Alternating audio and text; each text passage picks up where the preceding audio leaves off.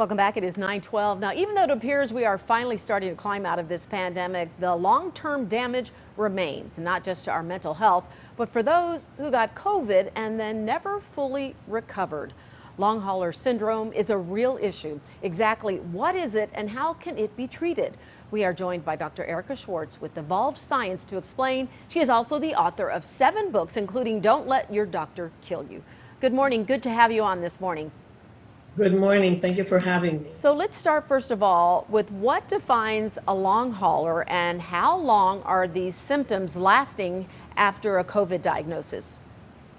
So that's a very good question. You know, we don't know what causes long haul, what would make somebody get long haul versus move on and get over it. People are getting long haul usually 28 to 60 days after they had COVID and the symptoms don't resolve.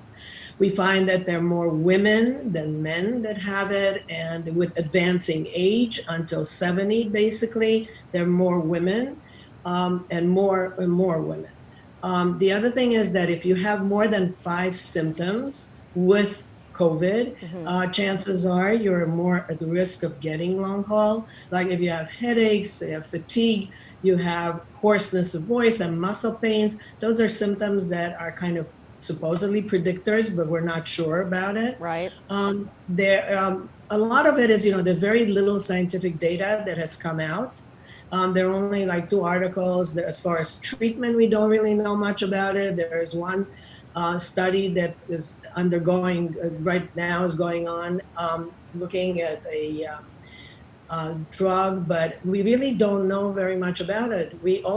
There's one other thing that the CDC has noticed, that there is a connection, and they seem to have similar symptoms, long haulers, to chronic fatigue.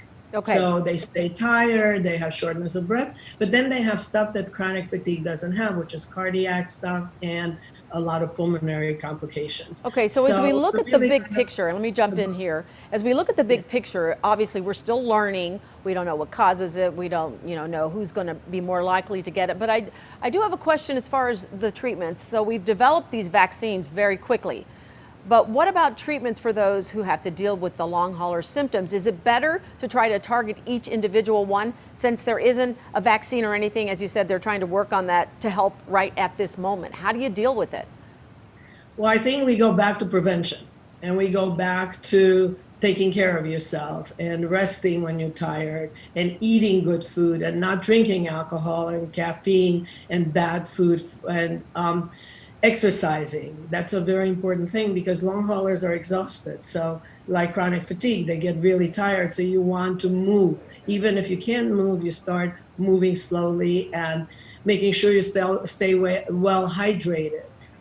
They've tried things like, the antibody cocktails from Regeneron, et cetera, and the plasma from people who recovered from COVID. But none of this has really shown any results yet, because the data is not in yet. So the best thing to do is really take care of yourself and not just go against what your body's telling you. Learn to listen to your body, learn to sleep when you're tired, exercise when you can, eat right, hydrate, and not stress about it, because you can't do very much about it. Dr. Erika Schwartz, we thank you for joining us this morning. For our viewers, if you'd like more information, you can go to her website, eshealth.com. Thank you for joining me this morning. Good to see you.